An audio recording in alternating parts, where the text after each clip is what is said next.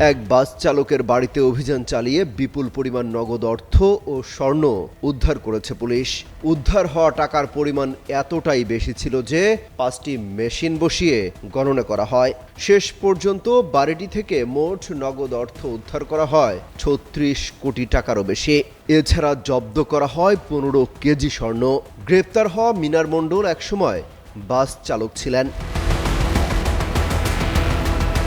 এত বিপুল পরিমাণ নগদ অর্থ কোথা থেকে এসেছে এবং কিভাবে তা সংগ্রহ করা হয়েছে সেই বিষয়টি তদন্ত করছে পুলিশ। AKS অর্জন করল গিনেস ওয়ার্ল্ড রেকর্ডস। AKS অভিযানে পুলিশের ঊর্ধ্বতন কর্মকর্তাদের নেতৃত্বে বড় একটি দল অংশ নেয়। তবে কী কারণে অভিযান পরিচালনা করা হয়েছিল বা এটি কোনো অবৈধ আর্থিক লেনদেনের সঙ্গে সংশ্লিষ্ট কিনা সেই বিষয়ে আনুষ্ঠানিকভাবে কিছুই জানানো হয়নি। তবে রহস্যময় একজনের সংশ্লিষ্টতা মিলেছে।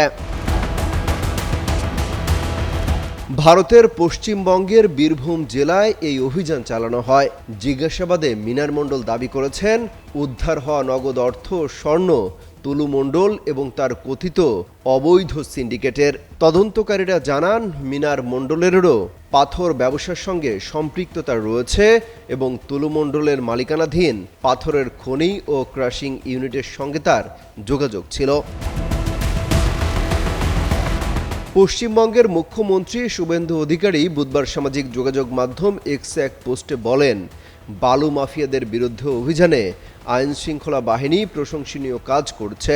গোয়েন্দা তথ্যের ভিত্তিতে পরিচালিত অভিযানে বিপুল পরিমাণ অবৈধ সম্পদ উদ্ধার হয়েছে। স্থানীয় প্রশাসন জানায় মিনার মণ্ডল একসময় রাজ্য পরিবহন বিভাগের কর্মী ও বাস চালক ছিলেন। পরে তিনি পাথর ব্যবসায় যুক্ত হন।